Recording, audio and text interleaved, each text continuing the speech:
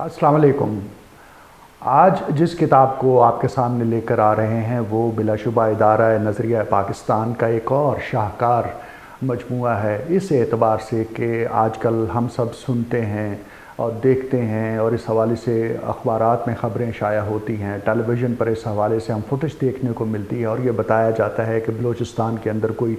लहदगी पसंदी की तारीख़ है और कोई इस हवाले से कोई लहदगी पसंद जो हैं वो वहाँ पर शोरश बर्पा किए हुए हैं। लेकिन बलूचिस्तान के हवाले से जो उसका तारीख़ी पस मंज़र पाकिस्तान के साथ इल्हाक़ का है, अगर उसका सही आपने अंदाज़ा करना है और उसका सही फ़ील आपने लेनी है तो इदारा नज़रिया पाकिस्तान की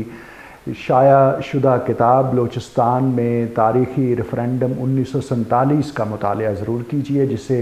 इदारा नज़रिया पाकिस्तान ने शाया किया है। और उसका बुनियादी मकसद भी यही था कि बलूचिस्तान के हवाले से जो भी मिसनॉमर्स हैं, जो कि मिसअंडरस्टैंडिंग है, जो प्रोपेगेंडा है, उसको ज़ाइल किया जाए और बताया जाए कि बलूचिस्तान के अवाम ने, सरदारों ने, शाही जिरगे ने जिस वक्त रेफ़रेंडम के हवाले से लॉर्ड माउंटबेटन ने ऐलान किया कि 29 जून 1947 को रेफ़रेंडम होगा, तो उससे पहले नवाब मोहम्मद ख़ान जोगेज़ई, सरदार मीर जाफ़र ख़ान जमाली और इसी तरह से आप मुतअद्दिद नाम लेते चले जाएं जिसमें काजी मोहम्मद ईसा और दीगर बड़े अकाबरीन के नाम मौजूद हैं, किस तरह से उन्होंने पाकिस्तान के साथ इल्हाक़ के हवाले से काम किया। कायद आज़म रहमतुल्लाह अलैह की बलूचिस्तान के साथ जो ख़ास एक उनसियत और मोहब्बत थी, इसका अंदाज़ा इस बात से किया जा सकता है कि कायद आज़म ने अपनी ज़िंदगी के आखिरी अय्याम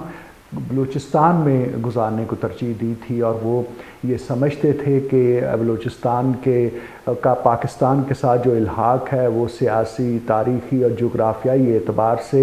और फिर इसी तरह से जो एक दीनी ताल्लुक़ बनता था वो पाकिस्तान के साथ इल्हाक़ होना ज़रूरी है। तो ये वो सारा मंज़रनामा है जो आपको बलूचिस्तान में तारीख़ी रेफ़रेंडम 1947 का मुतालिया करते हुए नज़र आता है। और एक मरतबा एक नशिस्त में इस किताबचे को, इस बुकलेट को और इस फैक्ट फाइंडिंग शीट को पढ़ सकते हैं, जिसके अंदर ये पता चलता है कि बलूचिस्तान की जो तारीख़ क्या है और तारीख़ के हवाले से मुख्तसर एक पैराग्राफ में बताया गया कि किस तरह से अरब ममालिक से पहले जो लोग आए उनकी यहाँ हुकूमत थी, फिर किस तरह से गज़नवियों का दौर शुरू हुआ, फिर उसके बाद किस तरह से ब्रिटिश राज शुरू हुआ और ब्रिटिश राज के दौरान अगर कोई इलाका उनके सही मानों में ज़ेर तसल्लुत था, अनाउंस्ड था, तो वो बलूचिस्तान था।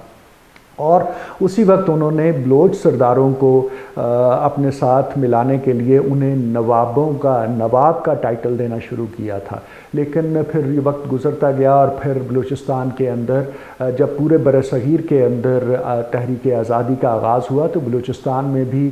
इस हवाले से पेशरफ्त हुई और जो मुकामी लोग थे उन्होंने बलूचिस्तान की ब्रिटिश राज से आज़ादी के लिए काम शुरू किया। ये 20वीं सदी का आगाज़ था, 1922-23 की बातें थी और फिर ऐलान हुआ कि 29 जून 1947 को रेफ़रेंडम होगा और कायद आज़म रहमतुल्लाह अलैह ने इस हवाले से एक तारीख़ी बयान जारी किया और बलूचिस्तान के अवाम को और सरदारों को इस बात की तरफ राग़िब किया अपने बयान के ज़रिए कि उन्हें पाकिस्तान का हिस्सा बनना चाहिए, क्योंकि इसी में उनके जो